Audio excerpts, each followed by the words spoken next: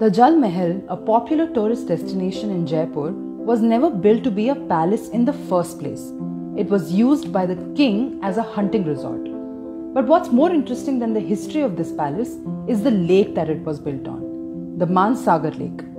A one-of-its-kind man-made lake made in the 17th century by the then ruler of Amer, Raja Man Singh. Fast forward to the 21st century, and this is what this 300-acre lake has to offer: filth, dirt, and dead fish.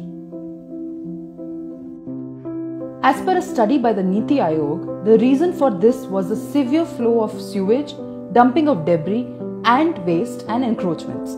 In July 2015, this lake was categorized as a protected area, but that didn't stop the local government or the general public from dumping their waste into the lake. To know why, we need to go back to 2003, when the Jaipur Municipal Corporation was given the responsibility to treat the sewage water before pumping it into the lake. As per the proposal, the Brahmpuri plant was to treat 27 million litres per day at a cost of 2.69 lakh per month. Out of the 27 million litres per day from the plant, 7 million litres per day was to be used to maintain the water level in the lake, while the other 20 was to be released into the Brahmpuri Nala, where it would mix with untreated sewage and finally get discharged in the downstream of the Mansagar Lake.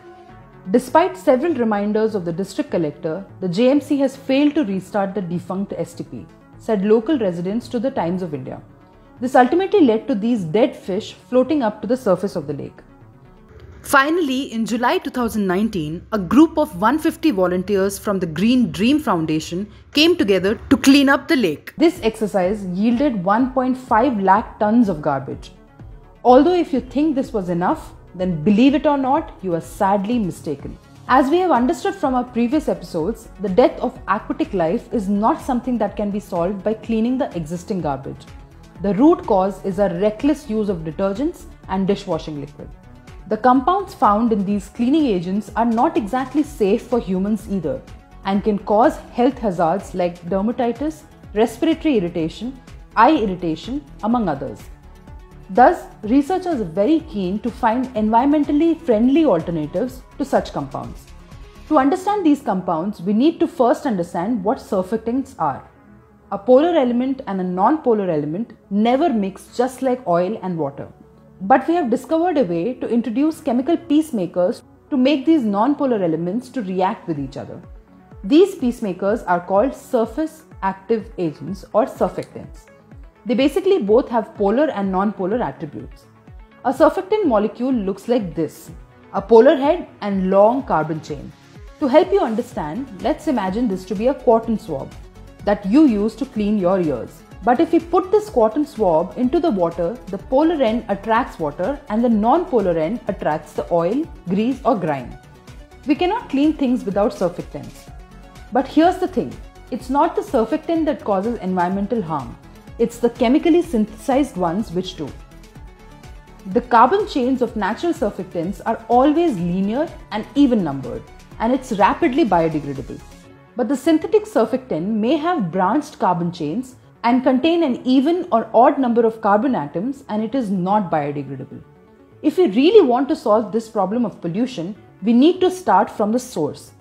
This starts with the use of cleaners which use plant-based surfactants.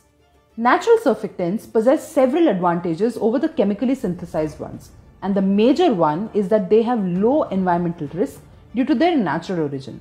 Some of the advantages of such compounds over the synthetic ones are their biodegradability, low toxicity, biocompatibility, low cost, and specificity.